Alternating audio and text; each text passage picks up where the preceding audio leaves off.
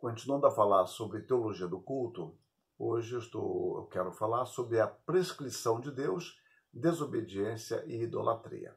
E o primeiro caso que eu vou abordar é sobre Caim e Abel, que eu estou chamando de a liturgia da vida.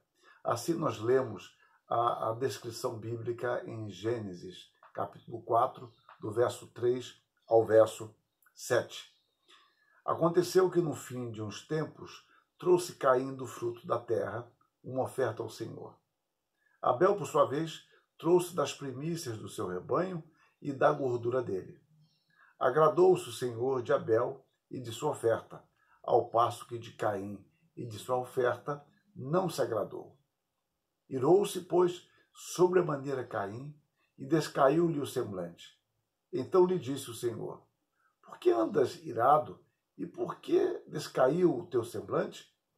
Se procederes bem, não é certo que serás aceito? Se todavia procederes mal, eis que o pecado jaz à porta. O seu desejo será contra ti, mas a ti cumpre dominá-lo. Hebreus 11, versos 4 e 6. Pela fé, Abel ofereceu a Deus mais excelente sacrifício do que Caim, pelo qual obteve testemunho de ser justo, tendo a aprovação de Deus quanto às suas ofertas.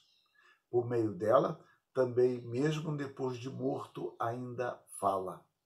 De fato, sem fé é impossível agradar a Deus, porquanto é necessário que aquele que se aproxima de Deus creia que ele existe e que se torna galardoador dos que o buscam. Devido à falta de fé de Caim, que se manifestava num comportamento pecaminoso, Deus não se agradou dele e, consequentemente, de sua oferta. O seu coração não era reto, não era perfeito diante de Deus.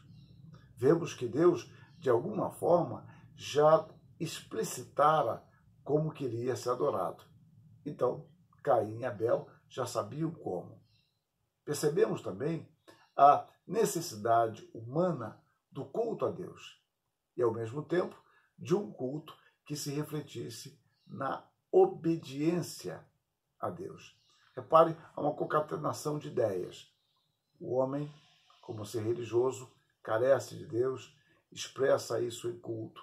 Ele aprendeu, do caso, por meio do próprio Deus, como deveria adorá-lo, mas este ritual não deveria ser um ritual isolado da vida, mas uma extensão de sua vida.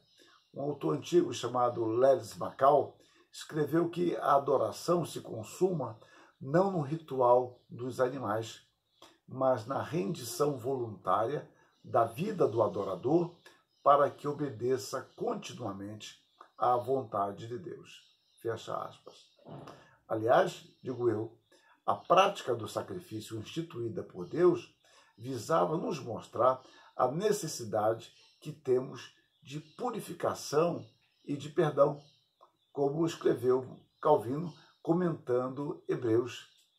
Ele diz, antes de tudo, que o sacrifício de Abel foi mais aceitável do que o do seu irmão, tão somente porque foi santificado pela fé.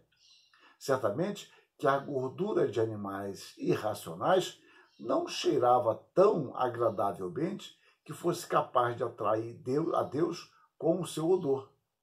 A Escritura mostra nitidamente por que Deus se agradara de seu sacrifício.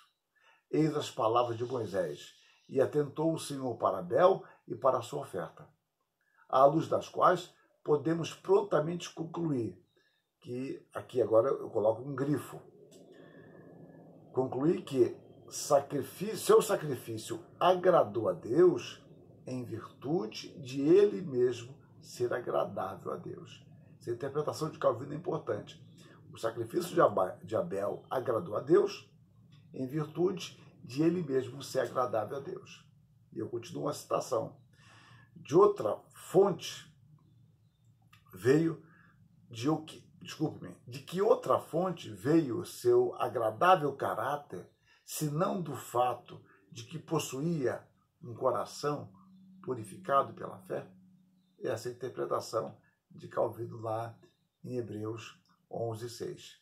É preciso, digo eu, que entendamos que a espontaneidade do amor não exclui a obediência, nem esta aquela. A obediência cristã a Deus e a sua palavra é um ato de amor. Comentando o Salmo 47, mais uma vez eu recorro a Calvino, que assim se expressa. Aqui, verdadeira obediência, apropriadamente, se distingue de uma constrangedora e escrava sujeição. Todo serviço, pois, que porventura os homens ofereçam a Deus, será fútil e ofensível a seus olhos, a menos que, ao mesmo tempo, ofereçam a si próprios. Repare que conceito magnífico de culto. Antes de oferecer coisas, nós nos oferecemos a nós mesmos. E ele continua, Calvino continua. E além do mais, este oferecimento por si mesmo não é de nenhum valor, a menos que seja feito espontaneamente.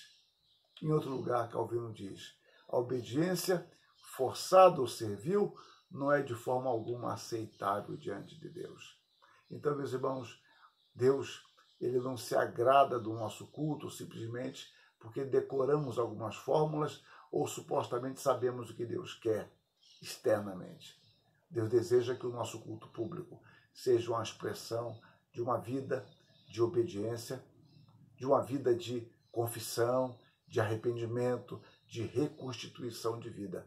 Ou seja, uma vida integral, uma vida de sinceridade, de pureza diante de Deus, quer para com nossos acertos pela graça, quer pela confissão de nossos pecados e a súplica a Deus pela reconstituição de nossa vida.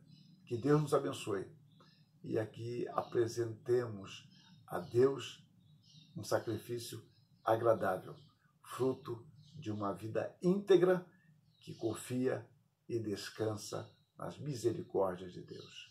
Amém.